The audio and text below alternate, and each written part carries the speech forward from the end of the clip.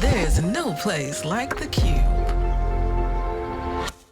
We all watch the videos, right? We know that we are watching people be disappeared, thrown into trucks by masked individuals that are not identifiable, that are driving unmarked vehicles, that are chasing and hunting people down. I didn't know what was going to be next in that moment. But it is extremely important for us right now to continue to lead with courage, even though it's scary. It's important right now for us to utilize every single tool that we have at our disposal. Making sure you have legal counsel and allowing them to guide you in the most appropriate ways is a way to do that. And there are so many other organizing techniques in this moment that's going to allow us to continue to fight back fascism. Family, it's your favorite queer radio personality, Anna DeShawn here, and we've got a breaking news story for you today, which doesn't happen very often, family, because I be one person out here, okay? But the stars aligned, and we've got some breaking news for you today, which I think is really important. You already know Chicago all day here, and our special guest is Alderperson Jesse Fuentes of the 26th Ward here in Chicago, and you may know Jesse from this moment that happened on October the 3rd. Burn your laws. He has constitutional rights.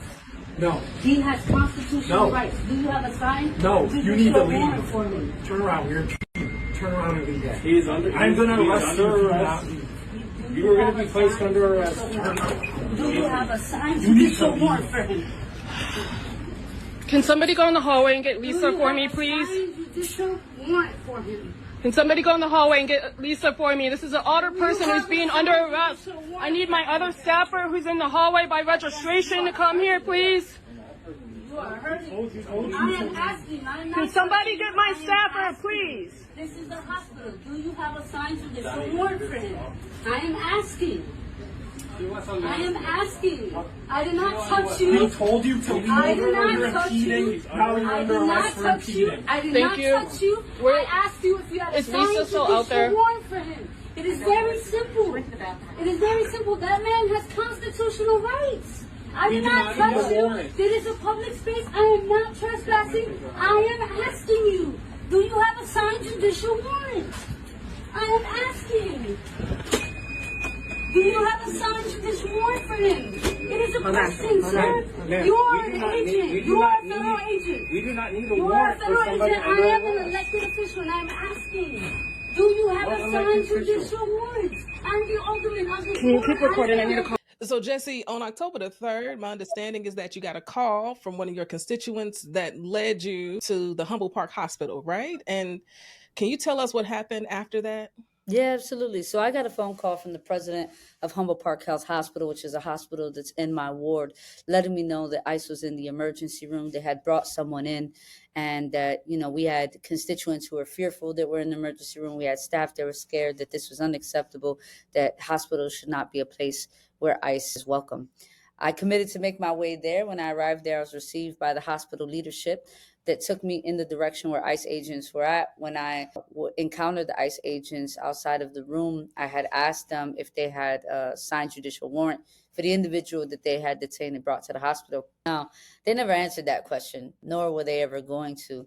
But what we seen in the video and what I experienced in moments before the recording was being met with a lot of aggressiveness. Before my staffer turns on the phone to actually record, I'm shoved by the ICE agent that's fully masked in that video. It's what prompts her to take out the phone and start recording. Now, it was important to me just to sort of stick to the mission for why I was there in the first place. And that was to make sure that my constituent had due process, that there was a signed judicial warrant, and that, his due process wasn't being eroded during the detainment, and to just stay calm and continue to ask the question. Now, I was handcuffed. I was threatened with arrest. I was told by a Border Patrol agent that they don't need a signed judicial warrant for anyone that's illegal, and that they can sort of do what they want. You see in the video that I also articulate that, the individual is hurting me, right? He has sort of yanked my arm. He's putting my hands mid-back so he can handcuff me. When we go outside of the emergency room, the ICE agent calls for backup, where a vehicle pulls up, 2 Border Patrol agents come out, opens the back door, and then we started sort of debating whether or not I'm going to get into the back seat of this vehicle. And the reason was because it was important to me to continue to articulate my rights and articulate the events that happened, right? I was only asking a question. I didn't impede on an arrest. I wasn't trying to talk to the patient they had detained. I didn't touch any of the ICE individuals. I wasn't trespassing. I was welcomed in by the leadership of the hospital. So I needed to know, what was I being handcuffed for, detained for, and what was I going to be charged with? They couldn't articulate that. I think what also was helpful was that hospital staff and community were out there recording and articulating that I had done nothing wrong. There comes a point where the Border Patrol agent says to unhandcuff me, and the ICE agent says that if I go back into the hospital, I'd be arrested. And while we watched that video, and that video, family, if you haven't seen it, I don't know where you've been. I know it's been a lot going on, but that video, I think, really just serves as a reminder of just how dangerous ICE is, just how unlawful their actions have been in our neighborhoods, and also just how fearful people are in their homes, in their neighborhoods. People are not coming outside. And now I understand from a press release that dropped, you are filing legal action against the ICE agent for what took place that day. Is that right? That's right. So we filed a federal tort suit, which is a civil lawsuit, to be able to sue them on civil grounds for assault, battery, false detainment, false arrest in that case on October 3rd at the hospital. Now, it's important to me that we hold folks accountable, and that's the purpose of this lawsuit, right? We have federal agents across the city of Chicago violating people's constitutional rights, physically assaulting folks, detaining them without any legal justification, eroding due process. And if they're going to believe that they are above the law, then they're going to have to deal with the law. And so the purpose of the lawsuit that we filed is to hold the department accountable. Now, we can't sue the individuals, and so we're suing the federal government. And I'm so glad that you are, honestly. It takes a whole lot of courage to do it, but they are acting as if they are above the law. And so many people who are being impacted by ICE don't have the resources or the money to file a lawsuit, don't have the connections to fight back in any way. I think people feel very helpless right now. And so the fact that you are fighting back, I think it'll be representative of what might be a possibility for others. Yeah, absolutely. Look, in this moment, we can't lead with fear, although it's scary times, right? I mean, I have to admit, in that moment of being handcuffed, I was scared. We all watched the videos, right? We know that we are watching people be disappeared, thrown into trucks by masked individuals that are not identifiable, that are driving unmarked vehicles, that are chasing and hunting people down. I didn't know what was going to be next in that moment. But it is extremely important for us right now to continue to lead with courage, even though it's scary. It's important right now for us to utilize every single tool that we have at our disposal to continue to fight back. The court systems is a way of doing that. Making sure you have legal counsel and allowing them to guide you in the most appropriate ways is a way to do that. And there are so many other organizing techniques in this moment that's going to allow us to continue to fight back fascism. I agree. And I believe your courage will be contagious for somebody else in your situation. I believe that it'll be an example for many others. So, what happens next with the lawsuit? Well, it's an administrative filing. We have to see if the federal government, in fact, will accept the torts claim. And then soon enough, my attorney will let us know if we're going into a hearing. This is not something that will go into a trial. It does not require a bench trial by any means or jurors. So we will be able to engage directly in this suit with the judge, and in this case, the defendants, the federal government. And so we look forward to, sort of what this civil suit looks like, being able to fully articulate and prove the violations that we are watching ICE agents conduct, not just in my case, but in all cases across the city.